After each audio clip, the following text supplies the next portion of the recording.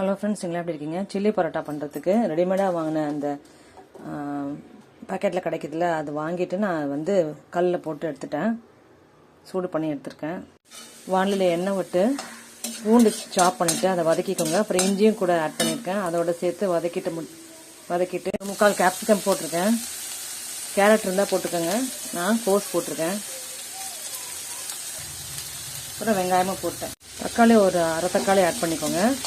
Add பண்ணிவிட்டு கொஞ்சோண்டு உப்பு, மஞ்சப்பொடி போட்டுக்கோங்க. நான் போட்டிருக்கேன். காஷ்மீர் சில்லி ஆட் பண்ண போகிறேன். என்கிட்ட எம்டி சால்னா வீட்டில் பண்ணது இருந்தது, அதனால் நான் அதை எடுத்து ஊற்றிக்க போகிறேன். அதுக்கு முன்னாடி இந்த பரோட்டாவை போட்டுக்கலாம். போட்டுட்டு எம்டி சால்னாவை இது எடுத்து இதில் ஊற்றிக்கலாம்.